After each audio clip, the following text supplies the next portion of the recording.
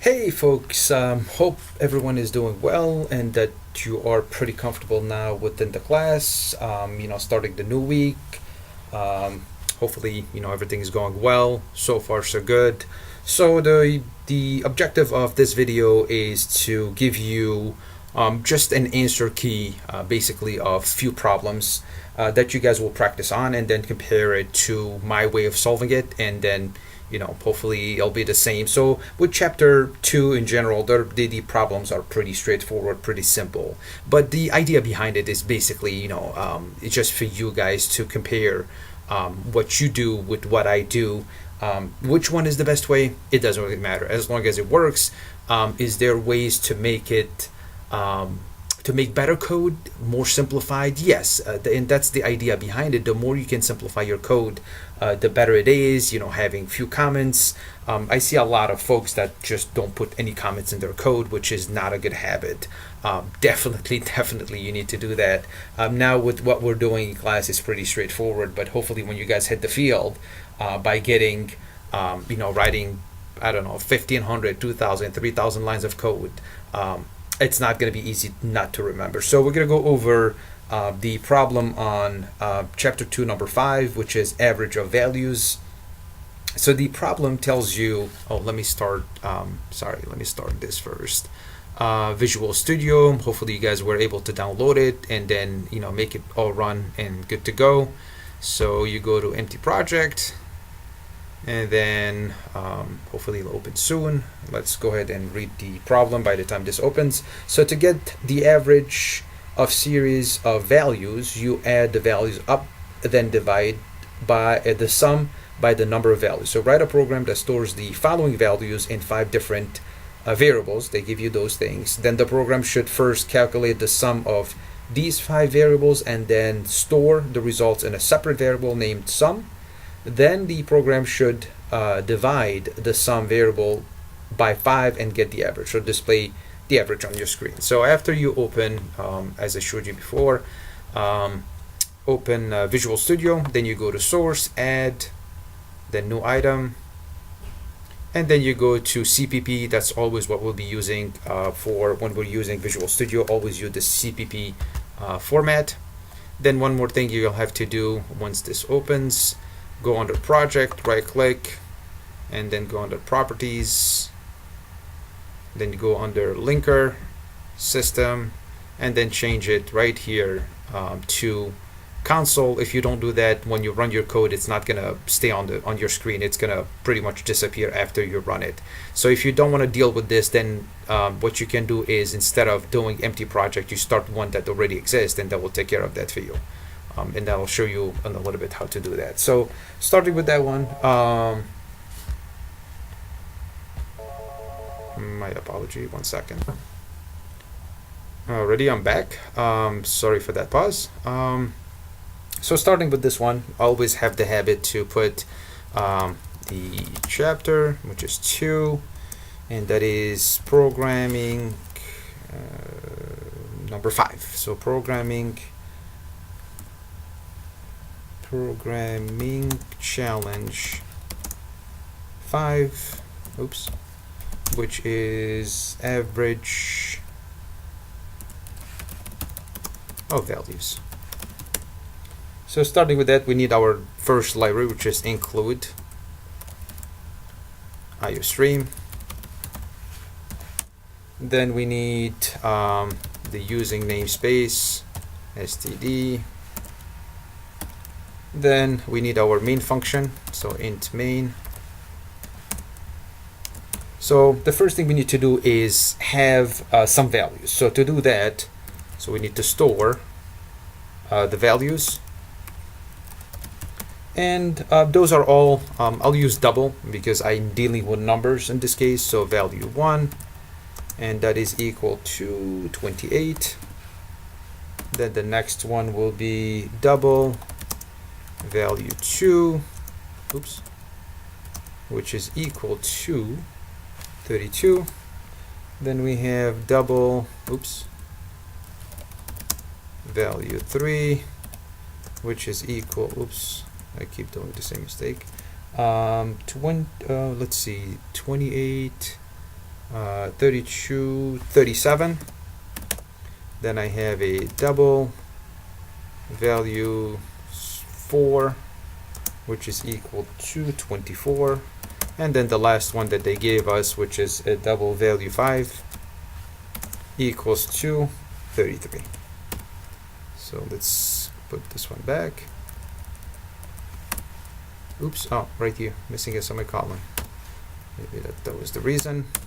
So the first thing we need to do is calculate and store the sum. So I'll calculate, and store the sum. To do that, basic, simple. So double sum equals to value 1 plus value 2 plus 3 plus 4, and then finally plus 5, value 5.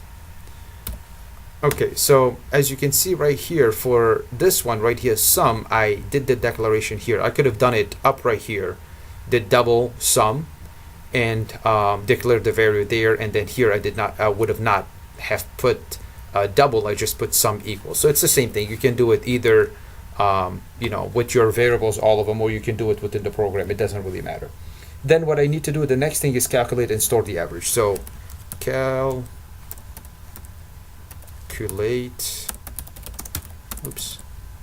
and store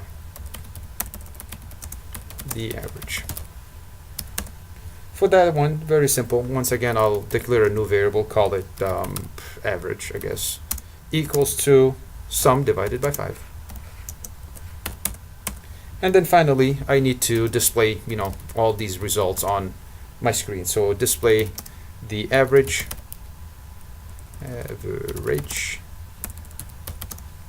on the screen. And cout, basically what I'm looking for is just the average.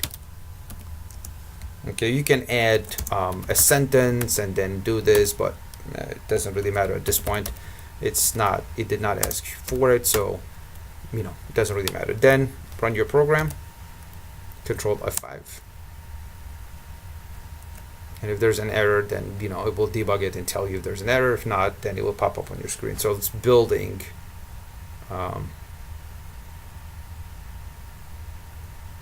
my code, which is taking a second. And my antivirus is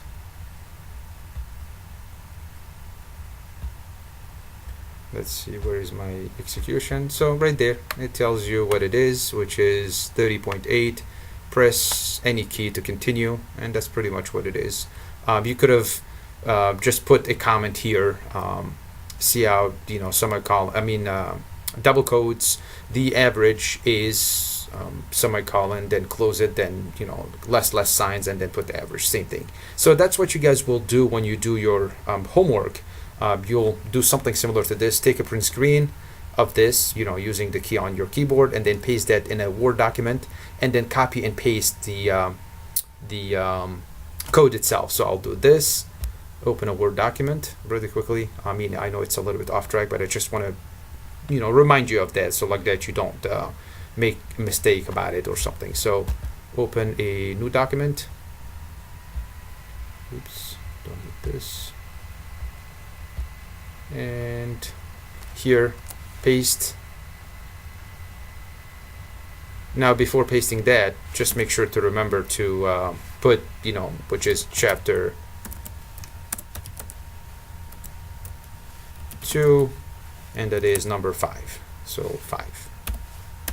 And then below that, when you go below all the way to the bottom, go back to Visual Studio, and then copy and paste the code.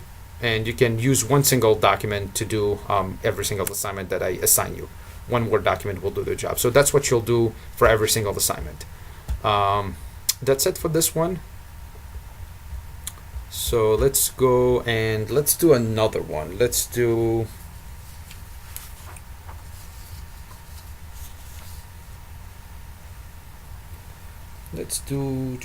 number 10. Number 10 looks pretty interesting. So Let's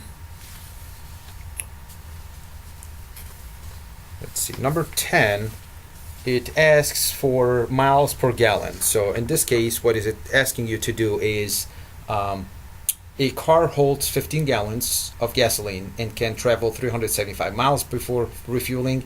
Write a program that calculates the number of miles per gallon the car gets. Display the results on the screen.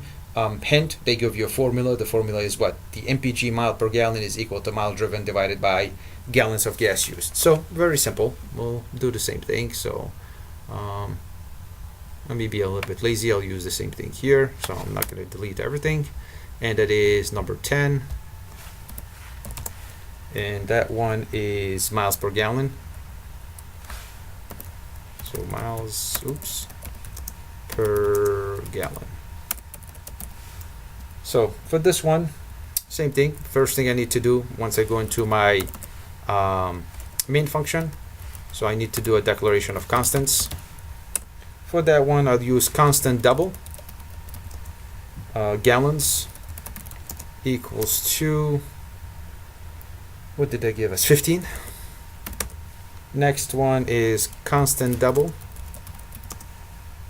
miles equals to 375.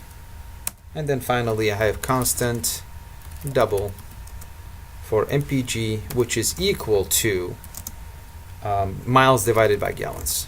So I'll put the formula right there at the beginning. I don't have to worry about it anymore. And as you can see, I'm using constant double. The main reason is that the numbers don't change. So it's a variable that is given assigned a specific number. So that's why you're using constant double in this case, and you don't have to worry about that anymore. So here what I need to do is display the results on the screen. Results. Oops. So to do that, cout. I'll put a comment. Let's say if a car, not car, sorry about that, holds, which is the amount of gallons,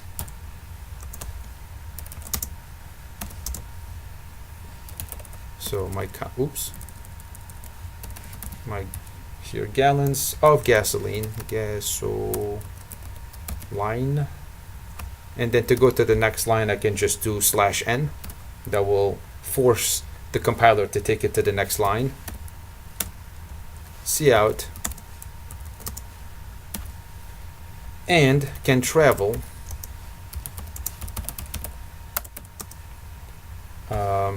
that's the miles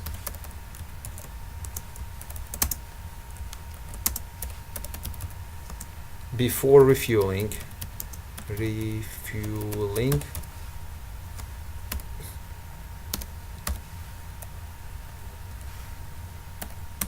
Cout, then it will get about, and that's why you'll put your MPG, which is the results when it divides that for you, and then the comment will be MPG after the value is given. So /n, which will take the compiler and take it down and then return 0. Let's compile our code.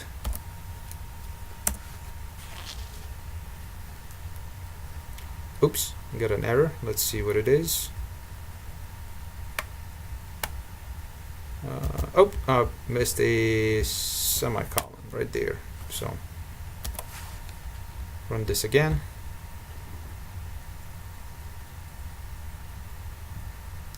It'll take a second.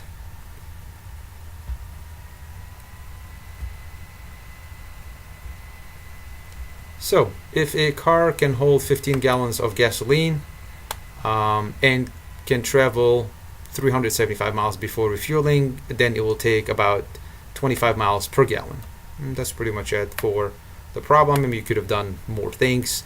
Some might ask, why am I doing multiple couts? You don't want to do a single line of code that is like 3 miles long, which then will go over and it'll be a mess to review. So try to keep as much as possible your code clean, which will help tremendously later when you try to debug it or reuse it, or etc. So imagine, for example, I'm not sure, but what Windows 8 or Windows 10, how many lines of code it was. I know Windows Vista was 49 million lines of code, written in multiple languages. So imagine how crazy would that be to go and debug, and that is basically why Microsoft did not debug much their code, and it was just a mess, and the OS was a big problem. So few lines of code is not a big deal. You'll be able to remember them. A lot of people say, oh, it's my code. I wrote that code, so it won't be a problem for me to remember.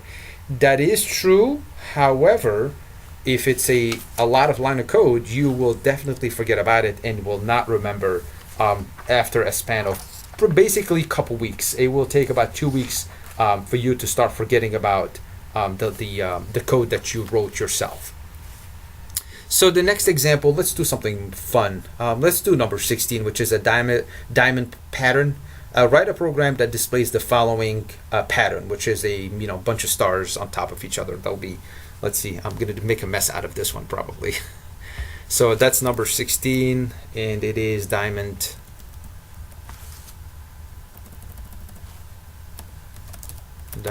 pattern.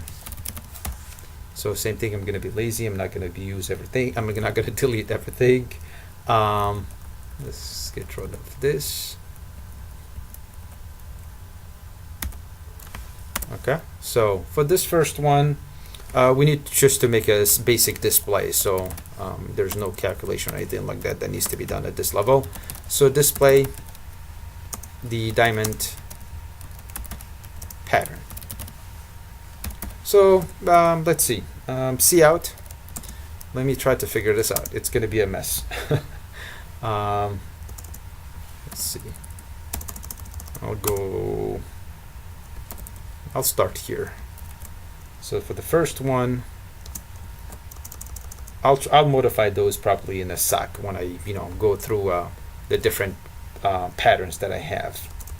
So space for this one, I'll stop here. We'll see how it goes. /n, which will take me to the next line. And we'll do the same thing for this one.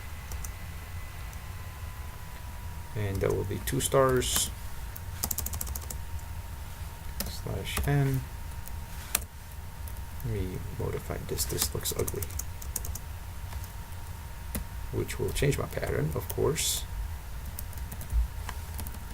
Hopefully you guys will try that and you'll be better than me at this. mine doesn't look very good as a start. Let's see. So got this one. So now I need 3 stars. You know what? Let me be lazy and copy and paste this. I want you to start working smart, not hard. Oops. Let's put one more here. It looks like a diamond. It does not look very diamond-y. Let's see. We'll see what happens. Not cool. Then I need 5 stars. Let's see. They have 1, 2, 3, 4, 5. Okay, 5 for the next one. So that's 1, 2, 3, 4, and then one more here, 5. And then the next one will be how many stars? Let's see. They gave us 1, 2, 3, 4, 5, 6, 7. So 7 stars. So that is 5. I'll add 1 here and take this one a little bit here and then add 1 on the end of it. And I'll give me my 7 stars. And then the rest of it is 5, then 3. So I'll do 5, 3, 1. So let's do this guy.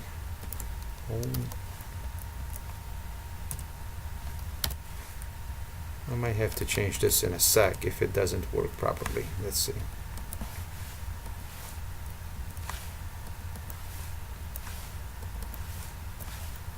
Maybe not use the space and use the tab key. Hopefully that will help a little bit. We'll see.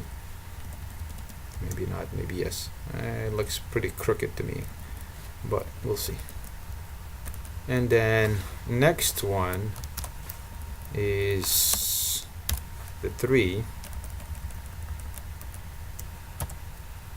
and then the next one is the 2. My problem is probably with the 2 and the 1. They're not on the same level for some reason. So that's the 2, and then the 1 is the other issue that I have. Hopefully you guys will be luckier than me with this. I just don't have patience for it. Alright, that's 1. And let's run this and look at the ugliness that comes out of it. Oops, got an error. Let's see, what am I missing? Oh, I last semicolon right here. Right there, that's the problem. Uh-oh, that screwed up the whole thing for me. What happened? Come on, seriously.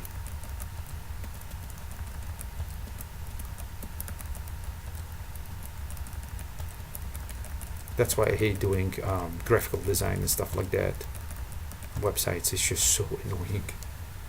Alright, let's compile this again and see the beauty that I did. The Van Gogh job that I just did. Yeah, the 1 is like, not that good. And the 2 is also, position is not that good. The rest of it looks wonderful. So it's kind of like a, Van Gogh. I'm not that far away from it, but you get the idea pretty much. So you need to play with it until they look good overall. Anyhow, that's pretty much it for this. So hopefully these will help. I'll have other examples, answer keys that I will give you that will be available in Blackboard under Unit 2. Please refer to them when you're doing your homework. So hopefully there'll be like a map for you to get the work done and how you need to get it done. Hopefully this helped. And then that you can learn something from it, and then it will help you complete your homework properly. I will talk to you in Unit 3. Thanks. Enjoy it. Bye bye.